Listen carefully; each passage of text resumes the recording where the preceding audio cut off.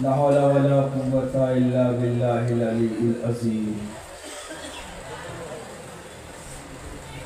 حسبنا الله ونعم الوكيل نعم المولى ونعم النصير أعوذ بالله من الشيطان اللعين الرجيم بسم الله الرحمن الرحيم الحمد لله الذي هدانا لهذا وما كنا لنهتدي لولا أن هدانا الله لقد جاءت رسول ربنا بالحق ثم الصلاة والسلام والتحية والإكرام على النبي الأمي المكي المدني مولانا مقتدانا هادينا أبي القاسم محمد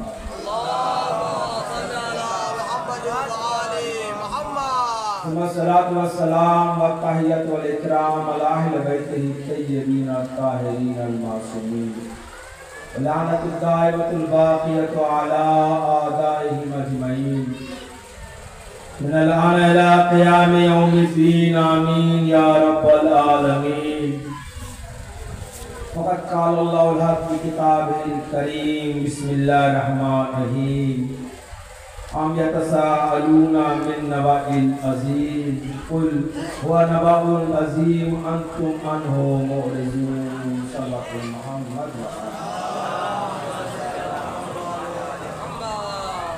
সমস্ত তারিফ ও প্রশংসা একমাত্র আল্লাহ তাআলার জন্য, যিনি আমাদেরকে সৃষ্টি করেছেন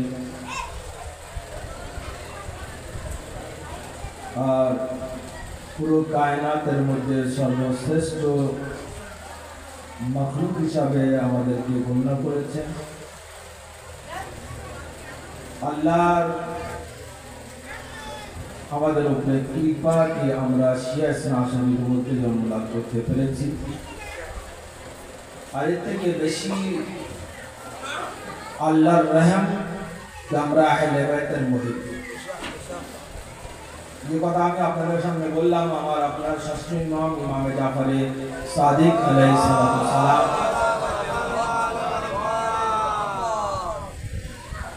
এক ব্যক্তি জিজ্ঞাসা করছে, মাওলা আপনার জন্য ফজিলত এটা কি আপনি औलादे নবী? ভালোভাবে শুনবেন, মনোযোগ দিয়ে শুনবেন, যারা মাইকের রেঞ্জের মধ্যে আছেন তারা তো অবশ্যই শুনছেন। ইমামের কাছে জিজ্ঞাসা করা হলো, মাওলা আপনার ফজিলত এটা কি আপনি औलादे নবী? ইমাম বললেন, এর থেকে বেশি ফজিলত এই কি আমি আলীকে নিজের ইমাম মানি।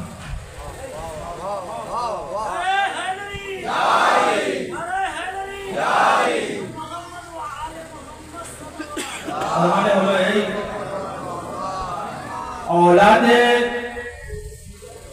মুহাম্মাদে হওয়া এটা বড় কথা না, এটা বড় কথা আলীকে নিজের প্রথম ইমাম মানা। আমার আপনার ষষ্ঠ ইমাম সকালের মজলিসে আমি বলার চেষ্টা করেছিলাম, কোরআনে মাজিদে 4 জায়গা শিয়া আছে। আমার সমস্যা এই যে আমি যেটা মনে করে আসি, এখানে আসার পর আর একটা করে আমি এনেছিলাম আজকের বিষয়। কারণ এই যে মজলিস আমি আপনাদের সামনে এসেছি, এই মজলিস ছিল ওজাতুল ইসলাম আল মুসলিমিন আলিয়ানা মাওলানা ফিরোজ আজারি সাহেব পড়ার কথা ছিলেন। তিনি কিন্তু কারণবশত তিনি আসতে পারেননি। আল্লাহ আমাকে এই তৌফিক দিয়েছি যে আপনাদের সামনে আবার হাজির হতে পেরেছি। সকালে মজলিসে আমি বলার চেষ্টা করেছিলাম, পরওয়ারদিগারে আলম কোরআনে মাজিদে শব্দ শিয়া 4 জায়গায় ব্যবহার করেছেন। আর শিয়ার মানেও আমি বলার চেষ্টা করেছিলাম, শিয়ার মানে কি। মুঞ্জিদে লেখা আছে শিয়ার মানে হলো পাক, কামুসে লেখা আছে শিয়া মানে ওই ব্যক্তিকে বলা হয় যারা আলীকে নিজের প্রথম ইমাম মানে। ষষ্ঠ ইমাম কে বলছেন? আমার পরিচয় কি? আমার পরিচয় এই না যে আমি औलादे রাসূল, আমার পরিচয় এই যে আমি নিজেকে আলে মুহাম্মাদের মধ্যে গণনা করি না, আমি নিজেকে হযরত আলী ইবনে আবি তালিবের শিয়ার মধ্যে গণনা করি। আল্লাহু আকবার। শিয়ার কত মর্যাদা, শিয়ার কত সম্মান আল্লাহর নিকটে। কোরআনে মাজিদের মধ্যে আবার ঘোষণা হচ্ছে যে ইব্রাহিম তো শিয়ার মধ্যে আছেন, জনাবে মুসা আলাইহিস সালাম শিয়ার মধ্যে আছেন। দুনিয়ার মধ্যে বহু ফেরকা এমন আছে কিন্তু কোন ফেরকার জন্য রাসূল এই কথা বলেননি তোমরা সবাই জান্নাতে যাবে। কোন ফেরকার জন্য রাসূলুল্লাহর এই হাদিসে কোন জায়গায় কি তোমরা শিয়াদের তোমরা কোথায় যাবে? জান্নাতে যাবে। রাসূলুল্লাহ যাদের জন্য বলেছেন ইয়া আলী আনতা ওয়াসিয়াতুকা হুমুল ফায়েজুন, হে আলী আপনি এবং আপনার মানবকারীরা কোথায় কোথায় যাবে? জান্নাত। হুম ফায়েজুন, সবাই উত্তীর্ণ। তার মানে আলী আর আলীর মান্যকারীরা দুনিয়া উত্তীর্ণ। আলীকে ছাড়া যারা অন্যকে মেনেছে দুনিয়ায় তারা নিজেকে উত্তীর্ণ মনে করবে, কিন্তু রাসূলুল্লাহ সাল্লাল্লাহু আলাইহি ওয়াসাল্লাম তাকে উত্তীর্ণ মনে করেন না। একবার নিয়ে চলে সাল্লাল্লাহু আলাইহি মুহাম্মদ বল এসব কিন্তু ফাজাইলের না, কিন্তু দুটো কথা অবশ্যই আমি বলবো। এই জায়গাটার নাম কি? ইমামবাড়ি। আমি এই বলতে এই মজলিসের আগে বলছি এই জায়গাটার নাম হলো ইমামবাড়ি। আর যেখানে নাম কি থাকে, আহলে বাইতের নাম লেখা থাকে, সেই জায়গাটার নাম বলা হয় কি? ইমামবাড়ি। দেখেন কারবালার ঘটনা অবশ্যই বলবো। আজকে আমি মনে করে এসেছি কারবালা কি? কারবালা, কারবালার মর্যাদা কত বেশি দুনিয়ার মধ্যে। কারবালায় হযরত ইমাম হুসাইন আলাইহিস সালামকে বেগরে কফন কি করা হলো? কফন করা হলো। রাখা ছিল। 3 দিন পরে আমার আপনার চতুর্থ ইমাম ইমাম জাইনুল আবদিন আলাইহিস সালাম কি করলেন? কফন করলেন। তার মানে হুসাইন ইবনে আলী আলাইহিস সালামকে ইয়াজিদ এবং ইয়াজিদের মান্যকারীরা মনে করেছিল যদি হুসাইনের লাশকে কারবালায় ছড়িয়ে দেওয়া হয় তাহলে হুসাইনের নাম দুনিয়ার মধ্যে কোনো জায়গায় নেওয়ার লোক থাকবে না। আচ্ছা বলেন, হুসাইনের থেকে আমির দুনিয়ার কোন ব্যক্তি এখন আছে কি? কারবালায় যার কবর ছিল না, কমসে কম যদি 8 কোটি লোক কারবালায় যায় তাহলে 8 কোটি লোক কারবালা থেকে কি আনছে? কি আনছে? কাফন। আচ্ছা একটা কথা আপনাদের সামনে বলি, যদি কোনো ব্যক্তির বাড়িতে কাফন রাখা হয়, সাদা কাপড় যদি রাখা, সেই ব্যক্তির বাড়ির লোকেরা কি মনে করে? নওজুবিল্লাহ, আমার বাড়িতে নহুসাত আর মাত্র মত আমার দিকে দেখছে।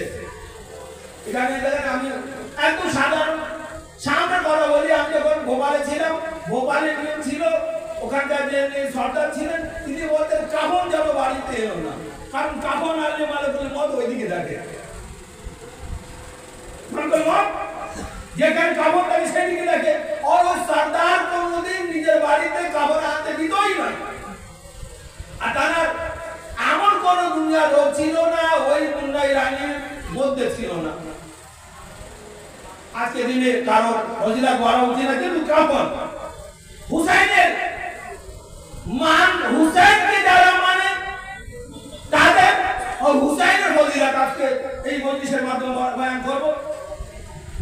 তো কাফন এমন একটা কারবালায় কাল ইয়াজিদি এবং ইয়াজিদি লস্কর মনে কিছু করেছিল হুসাইনের লাশের টুকরোকে ছড়াবার পরে হুসাইনের নাম দুনিয়ায় আর কোনো নেওয়ার লোক থাকবে না। কিন্তু 8 কোটি যদি দুনিয়া থেকে দুনিয়ার মানুষ যদি এক জায়গায় জমা হয়ে থাকে তাহলে তারা কমসে কম একটা করে কাপড় এনেছে। কোন একটা করে কাপড় এনেছে? 8 কোটি যাদের কাপড় ছিল না, হুসাইন নিজের বাড়ি থেকে কাপড় দিয়েছে। লবাইক ইয়া হুসাইন, লবাইক ইয়া হুসাইন। যে বিনা কাপড়ে দুনিয়া থেকে দিয়েছিলেন সেই ব্যক্তি দুনিয়ায় কাপড় দিচ্ছেন। শুধু এই না, হুসাইনের বাড়ির মুজিজা, হুসাইনের কবরের মুজিজা, কারবালার মুজিজা দুনিয়ার মধ্যে কোন জমিন এমন নেই যেরকম কারবালার মুজিজা আল্লাহ তাআলা দিয়েছেন। কাবা যেখানে হজ না করলে, যেদিকে মুখ না করলে, যেদিকে আমার কোন কাজ ওই দিকে না ফিরে করলে আমার কবুল হবে না। নামাজ কোনদিকে আমরা পড়বো? ওদিকে। যখন আমি কোন জীব, কোন আমি পশুকে জবাই করি কোন দিকে মেরে? কাবা দিকে মেরে। তার মানে কোন জিনিস আমার বিনা কাবা দিকে মেরে না করলে আমার সেই জিনিস কবুল হবে না। এটা হলো কাবার ফজিলত। একদিন কাবা, কারণ জমিন অনেক তবকা আছে, জমিনের অনেক ভাগ আছে। কাবা একদিন নিজের গৌরবের কথা বলছে, আমি দুনিয়ার মধ্যে সব থেকে শ্রেষ্ঠতম জায়গার নাম, আমার ফজিলত আল্লাহ বহু দিয়েছে। তখন অনেক ফজিলত কাবা বলল কি আমার জায়গায় মিনা আছে, আমার জায়গায় মক্কা, আমার জায়গায় মাকাম ইব্রাহিম আছে, আমার জায়গায় বহু কিছু আছে, জমজম আমার জায়গায় আছে। আল্লাহ তাআলা ওহী নাযিল করলেন, এই কাবা তুমি যে গৌরব করছো, অবশ্যই তোমার গৌরবের কথা তুমি ঠিক বলেছো, কিন্তু তোমার থেকেও আল্লাহ, আমি আল্লাহ আরেকটা জমিনের মর্যাদা দিয়েছি। কাবা তখন আল্লাহর কাছে প্রার্থনা করলে, পরবর্তীকার আল্লাহ আমার থেকেও মর্যাদা যে জমিনকে তুমি দিয়েছো, এই জমিনের নাম কি? আল্লাহ তা বললেন বাইতুল মামুর। কাবা থেকে যে জমিনের মর্যাদা বেশি আল্লাহ দিয়েছে সেটা কি? বাইতুল মামুর। বাইতুল মামুর নিজের গৌরব করতে লাগলো, যখন নিজের গৌরব বাইতুল মামুর করতে লাগলো, আল্লাহ তাআলা বললেন, না এই কাবা তোমার ফজিলত বেশি, না এই বাইতুল মামুর তোমার ফজিলত বেশি। আমি তোমাদের দুজন থেকে আর এক মাটিকে সর্বশ্রেষ্ঠ করেছি। দুইজন ব্যক্তি, দুই কাবা এবং বাইতুল মামুর আল্লাহর কাছে প্রার্থনা করলে, পরবর্তীকার আলম আমি কাবা আর বাইতুল মামুর আমি, আমাদের থেকেও আরো বেশি। একবার সাল্লাল্লাহু আলাইহি মুহাম্মদ ওয়া আলি মুহাম্মদ, সাল্লাল্লাহু আলাইহি মুহাম্মদ ওয়া আলি মুহাম্মদ, আর একবার সাল্লাল্লাহু আলাইহি মুহাম্মদ ওয়া আলি মুহাম্মদ।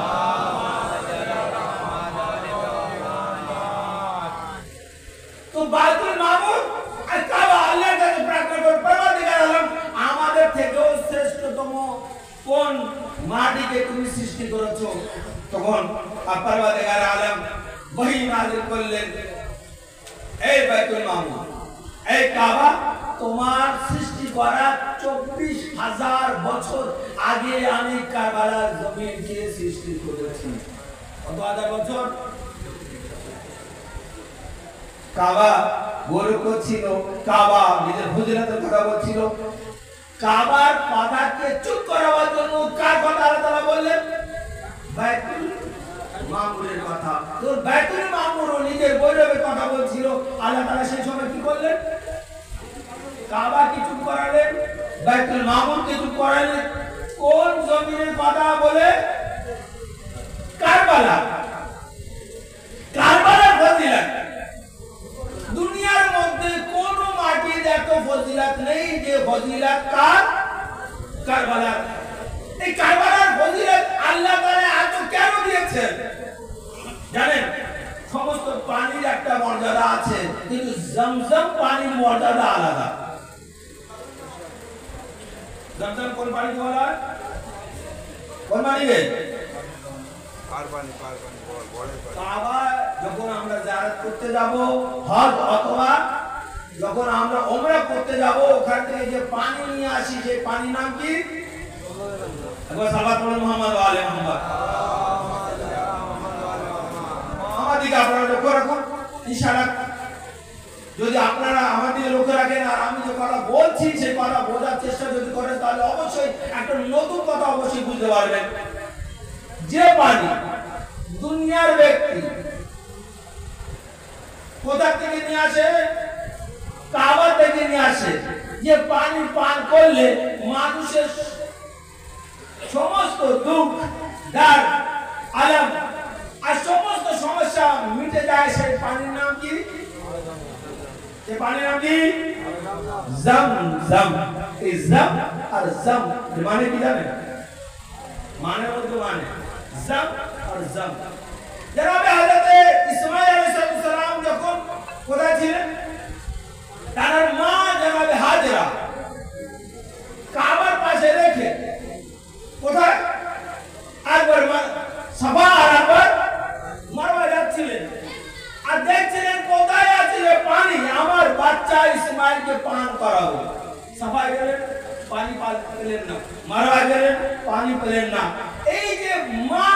বাচ্চার জন্য ছুটছিলেন, মা বাচ্চার জন্য যে সেই করছিলেন, আল্লাহকে এত পছন্দ আসলো হজের একটা অংশ করে দিয়েছে। আর যখন জনাবে হযরত হাজরা নিজের ছেলে জনাবে ইসমাঈল আলাইহিস সালামের জন্য পানি তালাশ করলেন, পানি পেলেন না, আল্লাহ তাআলা কি বললেন? জনাবে ইসমাঈলের পা কে ইশারা করলেন, ইসমাঈল নিজের পা মাটিতে কি করলেন? রগড়াতে লাগলেন। আর ওই যে ইসমাঈলের পা তলা থেকে যে পানি বার হয়েছে, ওই পানি নাম কি? ওই পানি নাম কি?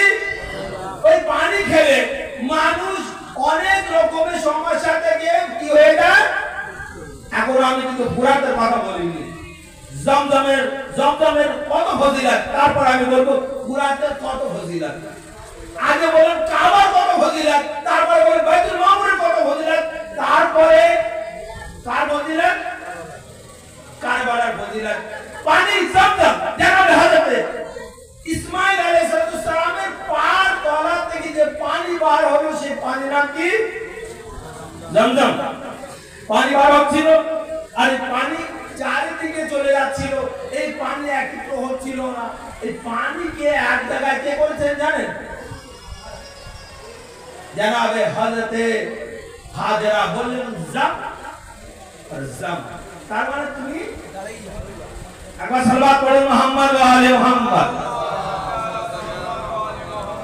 ইসমাঈলের পায়ের পানিকে পান করার পরে খাবার পরে হাজি হয়, হাজি সমস্ত। আর এই জনাবে ইসমাঈল আলাইহিস সালামের পান তলার পানিটাকে আবে জমজম বলা হয়। কবে থেকে এই পানি আনা হচ্ছে? জনাবে ইসমাঈল আলাইহিস সালামের যুগ থেকে এই পর্যন্ত এই যে যুগ চলছে, কমসে কম 4000 বছর হচ্ছে। কত হাজার বছর? 4000 বছর। এখানে একটা রওয়ায়াত আমি আপনাদের সামনে বলবো, যদি আপনারা এই রওয়ায়াত শোনার ইচ্ছুক থাকেন, আপনি মিলে মিলে সাল্লাল্লাহু আলাইহি মুহাম্মদ ওয়া আলে মুহাম্মদ।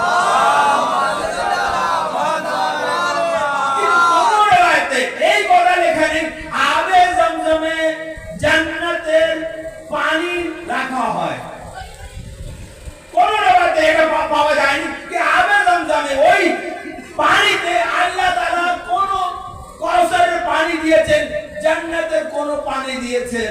কিন্তু যে পানি, যার জন্য আপনাকে এত কষ্ট দিচ্ছি, সেই পানির নাম কি জানেন? সেই পানির নাম কি? ফুরাত। রওয়ায়াতের মধ্যে আছে প্রত্যেকদিন আল্লাহ ফেরেশতাকে পাঠায়, আর প্রত্যেকদিন আল্লাহ ফেরেশতাকে যখন পাঠায়, ওই ফেরেশতা 7 কাতরা কাউসারের পানি কোথায় দেয়? ফুরাতে। এই ফুরাতের পানি আর জমজমের পানির মধ্যে পার্থক্য শুনুন। জমজমের পানি খাওয়ার পরে মানুষের কি হয়? কষ্ট নিবারণ হয়। কিন্তু ফুরাতের পানি খাবার পরে কি হয়? আর এই পানিতে কি কোথার পানি আসে? কাউসারের পানি।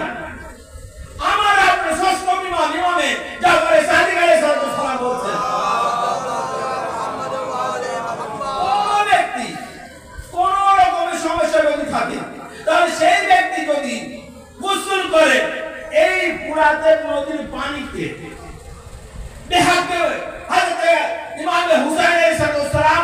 আল্লাহ সমস্ত দুঃখ সমস্ত দাঁড় থেকে তাকে নেজাত দিয়ে দেন। শুধু এই না, এই ফুরাতের পানি জন্য এক নবী না, 2 নবী না, আল্লাহ তাআলা জানাবে আদম থেকে নিয়ে খাতাম পর্যন্ত প্রত্যেক নবীকে ফুরাতের নিকটে এনেছেন। আর প্রত্যেক নবী এই ফুরাতের নিকটে আসার পরে এই পানি পান করেছেন। জনাব ইউনূস নবীর কথা সকালে বলেছিলেন, আসুন আজকে জনাবে আইয়ুব নবীর কথা বলি। সাবরে আইয়ুব, আইয়ুবের খুবই সব ছিল। জনাবে হযরত আইয়ুব যখন অসুস্থ হলেন, আল্লাহ তাআলা ওহী নাযিল করলেন, হে আইয়ুব ফুরাতের নিকটে যাও, গোসল করো, আর ওই পানিতে গোসল করার পরে দোয়া করো হাত তুলে। কার জন্য? কার কাছে? আমার কাছে দোয়া করো। ওসিলা কাকে দাও? আহলে বাইতকে। এখানে এই কথা বলার আগে ওসিলার কথা যখন আমি বলছিলাম, আমি ইমাম বাড়ির কথা বললাম।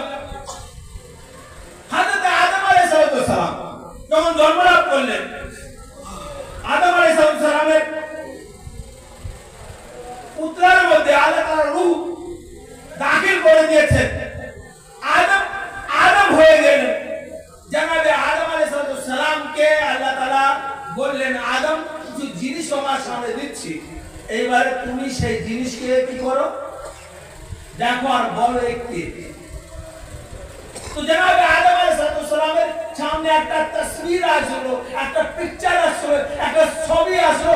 আদম সেই ছবিকে দেখে, ওই নামকে দেখে বললেন, এই হলো মুহাম্মদ। নাম আলাদা, ছবি আলাদা। তার মানে যেরকম ছোট বাচ্চাকে ড্রয়িং দেখানো হয়, তারপরে তার নাম বলা হয়। আদমকে সৃষ্টি করার পরে সর্বপ্রথমে যাদের নাম আর যাদের ছবিকে দেখানো তারা কারা জানেন? আহলে তো আদম আলাইহিস সালাম একটা ছবিকে দেখলেন। কি দেখলেন? ছবি আছে, তারপরে নাম। আদম বললেন, ইনি হলেন মুহাম্মদ। আদম আলাইহিস সালামের সামনে আর একটা ছবি আসলো, নাম আলাদা আসলো। জনাবে আদম আলাইহিস সালাম যে ছবিকে দেখে, নামকে দেখে আগে করে বলেন, এ হলো আলী। তারপরে আদম আলাইহিস সালামের সামনে আরেকটা ছবি আনা হলো। জনাবে আদম পিকচারকে দেখে নামকে আগে করলেন, বলেন এ হলো ফাতেমা। আদম আলাইহিস সালামের কাছে আরেকটা ছবি আসলো। আসার পরে জনাবে আদম বলেন, ইনি হলেন হাসান। একবার সালাত পড়ে মুহাম্মদ ওয়া আলে মুহাম্মদ। আদমের কাছে আরেকটা ছবি আসলো, পিকচার আসলো, নাম আসলো। জনাবে আদম আলাইহিস সালাম বলেন, ইনি হলেন হুসাইন। যখন হুসাইনের নাম আদম আলাইহিস সালাম দিলেন, জনাবে আদম আলাইহিস সালাম কাঁদতে লাগলেন। তখন কাঁদলেন। জনাবে আদম আলাইহিস সালাম আল্লাহর কাছে দোয়া করলেন, পরবর্তীকালে আলাম কি ব্যাপার? মুহাম্মাদের নাম নেওয়ার পরে, আলী মুর্তজার নাম মুখে আনার পরে, ফাতেমা জাহরার নাম আনার পরে, হাসান মুস্তাফার নাম বলার পরে আমার মনের মধ্যে কি আসলো না? দুঃখ আসলো না, বেদনা আসলো না। এই পরবর্তীকালে আলাম হুসাইনের নামের সাথে সাথে আমার মনের মধ্যে দুঃখ কেন আসলো? वही আসলো জিবরাইলের মাধ্যমে, এই আদম, এই নামই এমন নাম যাকে শোনার পরে মানুষের মনের মধ্যে দুঃখ এসে যায়।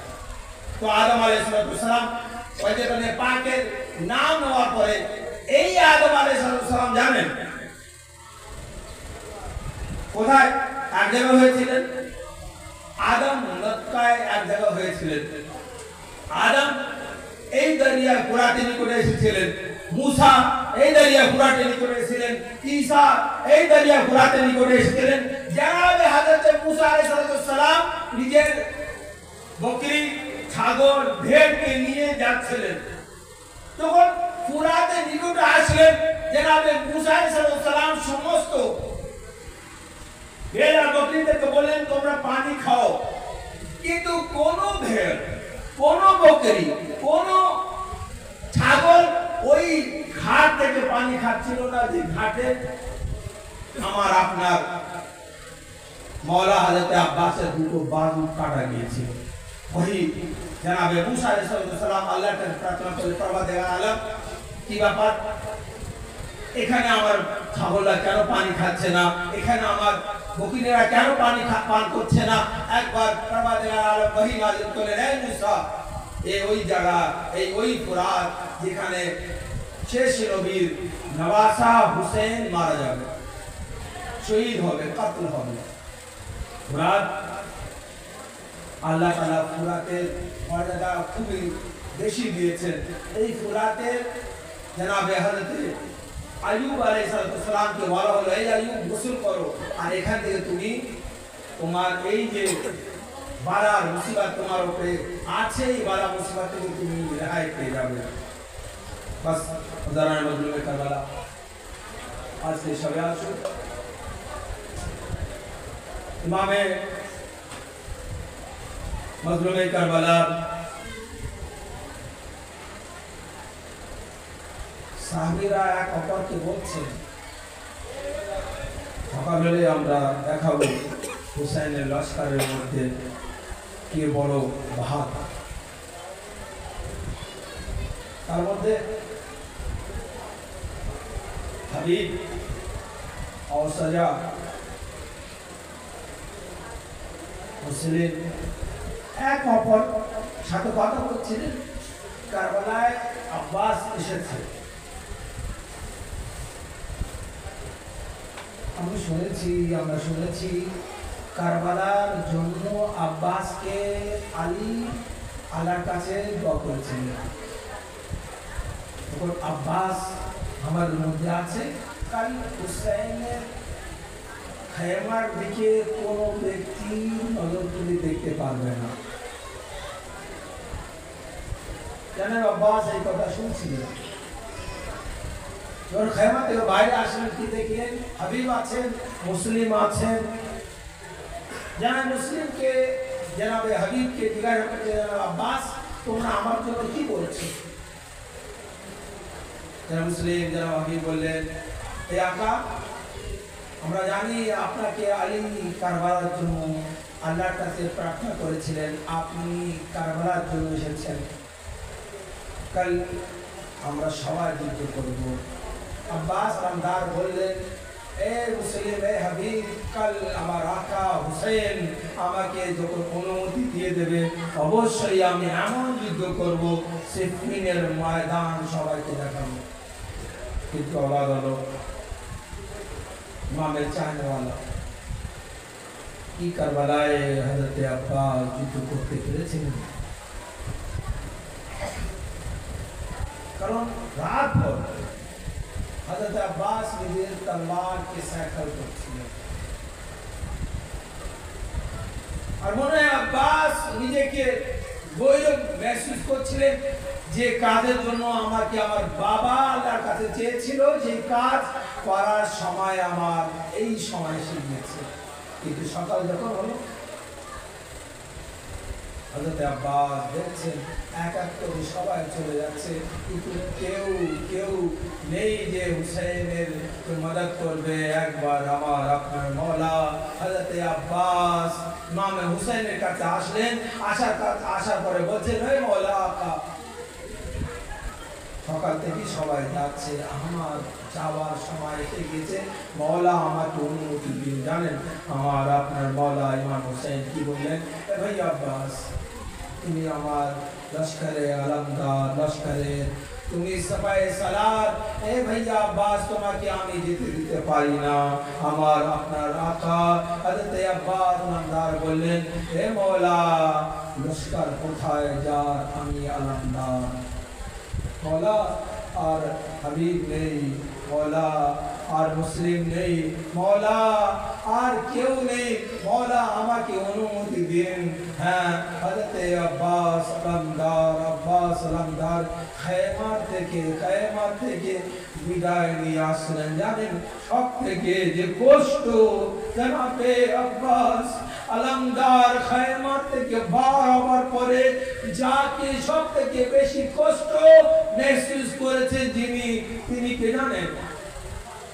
কে অন্য না, হুসাইনের বোন জনাবে যায়েনব উলিয়া মাকাম। সমস্ত বিবিদেরকে এক জায়গায় করলেন, আর এক জায়গায় করার পর বলছে, এই বিবি আমি আর তোমাদের পর্দার জামিন না। কারণ জনাবে হযরত যায়েনব বললেন, এই বিবিরা আমি তোমাদের পর্দার জামিন এই জন্য না যে আমার পর্দার জামিন ছিল সেই আব্বাস বিদায় নিয়ে কারবালায় যাচ্ছেন। হ্যাঁ আদাগারণে মজলুমে কারবালা হযরত আব্বাস যখন কারবালার ময়দানের দিকে আসছিলেন, হুসেন কি দেখলেন? হুসেন কি দেখলেন জনাবে হযরত আব্বাসের আলমে লেখা আছে, মাসকে লেখা আছে নাসরুম মিনাল্লাহ ওয়া ফাতহুন করিম।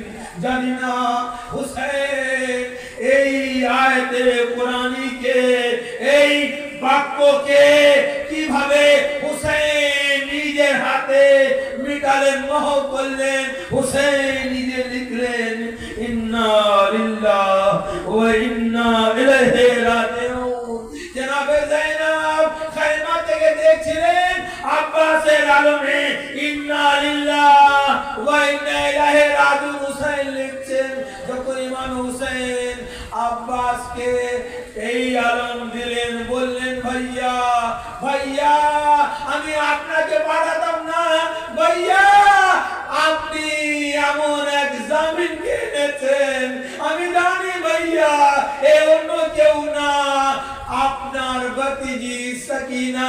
ভাইয়া আমি জানি সাকিনা এই জন্য এসেছে কি সাকিনাকে পানি পান করাবেন।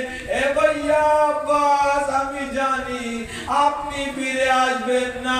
মনে হুসাইন সাকিনাকে বলছিলেন এ বেটি সাকিনা তোমার চাচা তো যাচ্ছেন কিন্তু পানি নিয়ে আসতে পারবে না। বাস আপনাদের জায়গা শেষ করলাম। হুসাইন আব্বাসকে বিদায় দিলেন। আব্বাসকে হুসাইন বিদায় দিচ্ছেন। জনাবে হযরত আব্বাসকে যখন হুসাইন বিদায় দিলেন, জনাবে আলী আকবরকে বলছেন বেটা আলী আকবর তোমার চাচার যুদ্ধের খবর আমাকে বলো। হুসাইনকে আলী আকবর বললেন বাবা বাবা আমার চাচা আলম একদিকে পড়ে যাচ্ছে। জনাবে ইমাম হুসাইন বললেন বাহ মুসিবতা।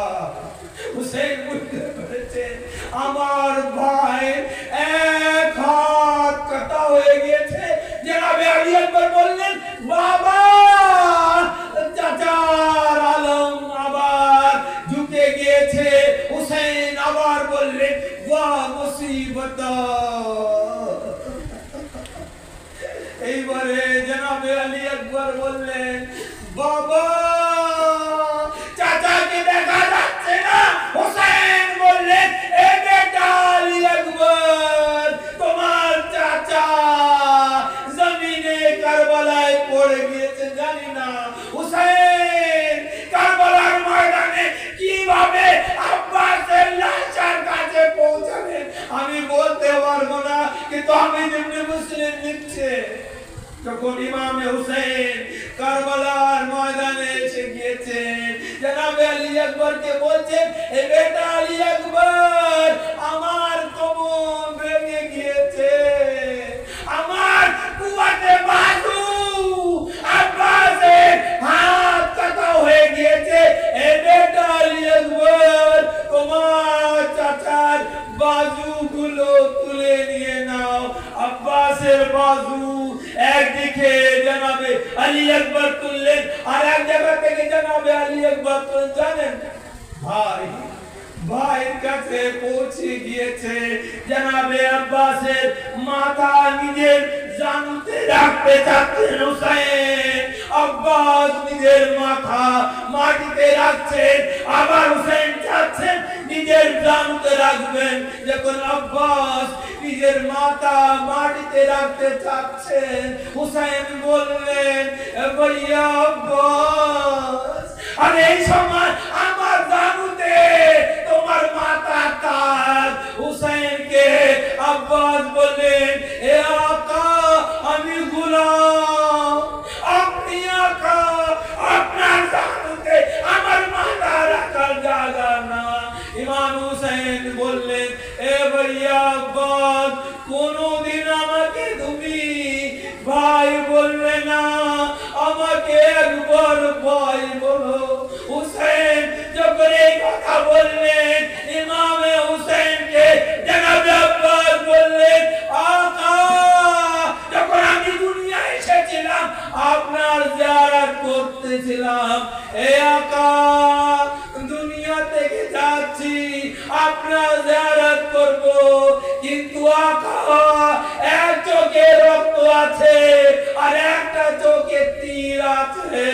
হুসাইন আব্বাসের আরে চোখ থেকে 3 বার করলেন আর এক চোখ পরিষ্কার করলেন হুসেনকে।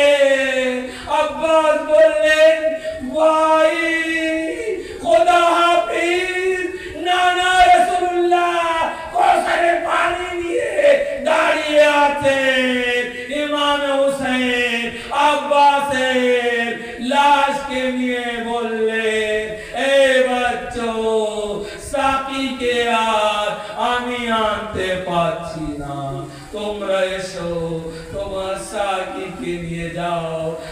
ঘরে খায়মায় জনাবে সাকিনা দেখছিলেন আলম তো আসছে, আলমদার নেই। হুসাইন বললেন এ সাকিনা বলেছিলাম তোমার চাচা আর ফিরে আসবে। ইন্না লিল্লাহি ওয়া ইন্না ইলাইহি রাজিউন।